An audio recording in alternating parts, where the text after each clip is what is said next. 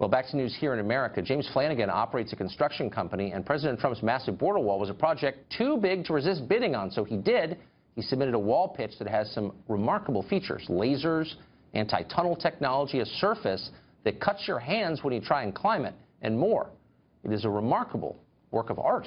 But now his company is being threatened. San Francisco, Berkeley, Oakland, all big cities in California, all threatening to blacklist him merely for bidding on a federal project. James Flanagan joins us tonight to explain what exactly has happened. Mr. Flanagan, thanks for coming on. Thank you, Tucker. It's great to be here. Thank you so much for having me. So first, just quickly, did I characterize your wall correctly and all the features that it has? It doesn't sound like any wall I've ever seen. Well, sure. Actually, all the credit goes to Charles Russillo, who is the designer, the architect, and a brilliant engineer. And he approached me not too long ago to really, it's an honor and humbling to be the one to hopefully build this wall, because it's better than any concrete or any wall that anyone has ever seen. And it is. It basically, any problem that anyone can really come up with to penetrate this wall, we have a system to basically combat that. So the wall looks like it leans a little bit. In what direction and why? Right. Well, it would lean south towards Mexico at a 30-degree angle. And really what this does, it makes it much more difficult to climb. You can kind of picture it as like a rock climber climbing at an inverted type cliff. It's not a straight vertical wall. And then on top of that, it has a serrated face, which basically would cut your hands apart if you did try to climb this wall. There's sensors all over it, below it, and basically if anyone even gets near it or tries to penetrate it in any way, the governing authorities would know right away via computer system. Each wall panel has a serial number, and as soon as one of these sensors picked up any type of activity, a computer system would read that, and basically the authorities could respond accordingly. I think that qualifies as a big, beautiful wall, not coining the phrase, merely repeating it. So is this something that you're building because it's a job, or do you want to build this? Do you have an ideological attachment to it? Do you think it's necessary? Well, I'm really glad you asked that.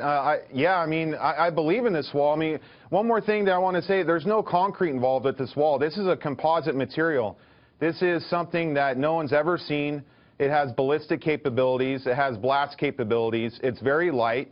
It's 10 times lighter, or 10 times lighter than concrete, or I'm sorry, 100 times lighter than concrete, and 10 times stronger. It has a 5,000 per square inch compression strength. Wow.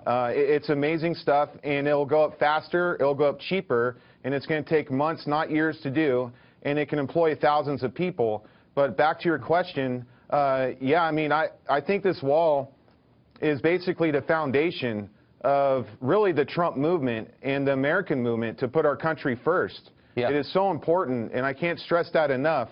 And so, yeah, it's a business decision for me. It'd be an excellent opportunity.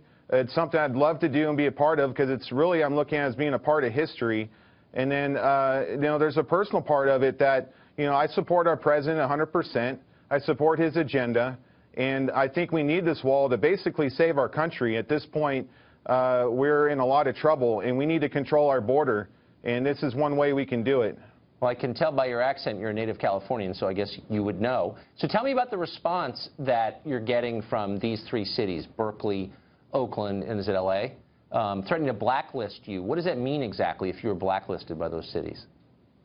Well, what it means is that they would boycott or blacklist you from doing any contracts with the cities, with those cities, and probably eventually the whole state of California. I mean, that's where I really see this going. It's really disturbing. I mean, if I was going to describe it in one word, I'd call it tyranny.